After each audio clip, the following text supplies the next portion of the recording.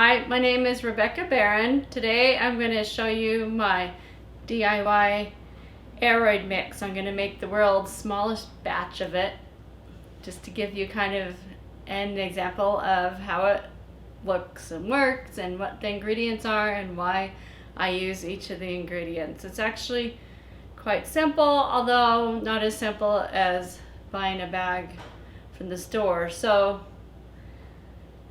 the first question is, why would you bother making this? Like, why don't you just keep it in the soil that your plant came from at the big box store, or just plant it in what they call potting mix at a regular store? Okay, so the problem with those kind of potting mixes is they are mostly all made out of peat moss with maybe a little bit of perlite in them, and they're really good at retaining moisture. That's about it, and maybe a little bit of nutrients. But the problem is your roots, they can't get air. They basically suffocate in it because it's so dense and has so much moisture in it that they can't breathe. So myself and a lot of people like to make what we call an aroid mix, but I personally think it's good for basically any house plant, any tropical plant. So this recipe isn't an exact recipe. So I'll just say like 5 parts of this or 4 parts of that. That means whatever container you have, you just fill it however many times. Like, so for this example, I use a teeny tiny container, so I'll have a teeny tiny batch, and vice versa. And then also there's a lot of the ingredients that come in a lot of different sizes. So you need to kind of match up your size of ingredients to the size of plant and pot, etc. that you're going to do. Mostly the size of the pot. So what I'm going to show you today is the mix that I use for my really small pots, so like my 2-inch or 3-inch pots.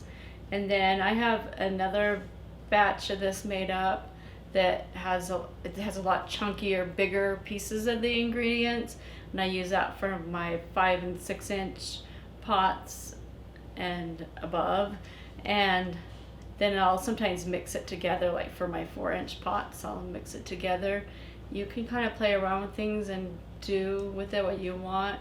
I'll have a link in the description to a blog post that I have with more specifics on like each type of ingredient and where I get it, and where I get like the smaller pieces and the larger pieces, and some brands I really don't like, some brands I do like, that sort of thing. Okay, so let's get started.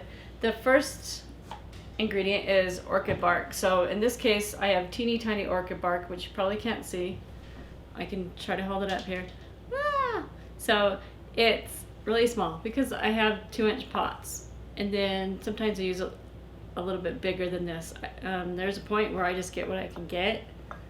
But as you can see, the really good thing I like about orchid bark is that it absorbs water, but it retains it at the same time, but it's airy too. So I don't know if that makes sense. So it's like most of these climb up trees or live under trees, or they like the bark that falls off the trees. And so this replicates that.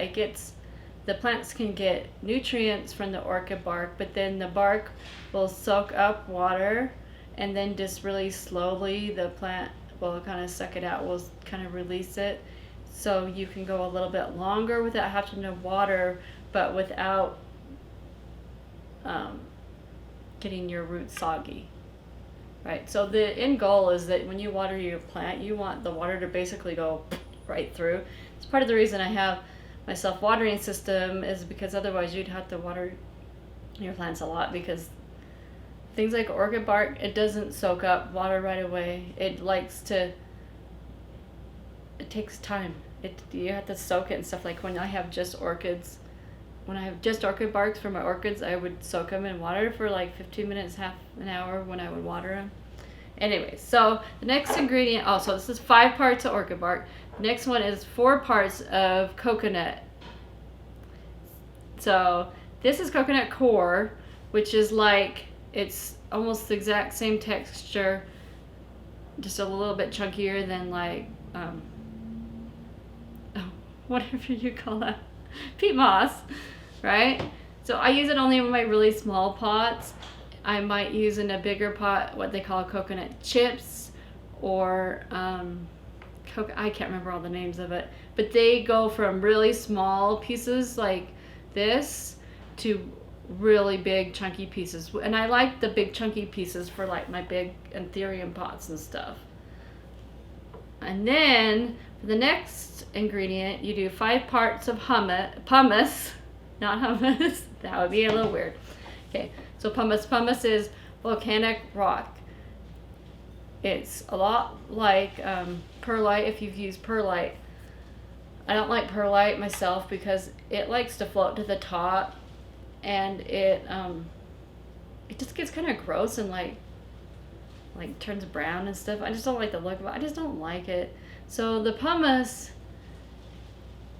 it retains moisture a little better while being airy because it has little holes in it,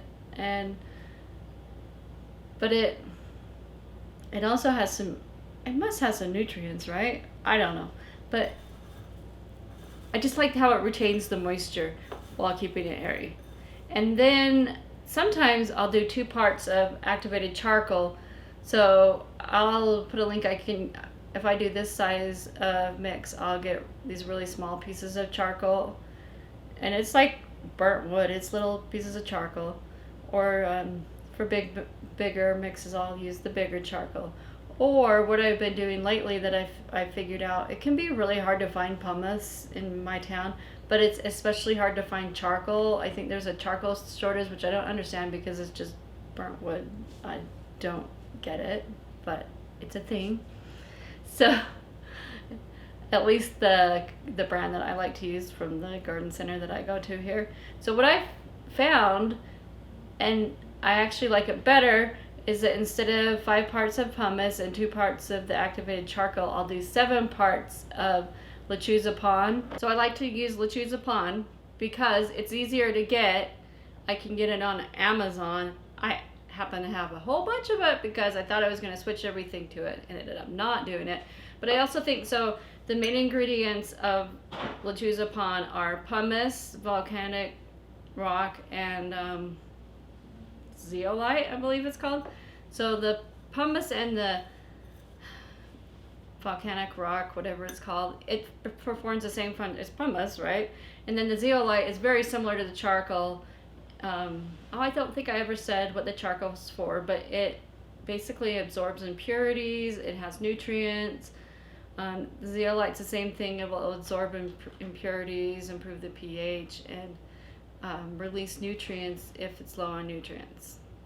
The last ingredient are worm castings. For the longest time, I didn't know what they were. Then I found out they're worm poo. And now I have my own worm bin and everything, so.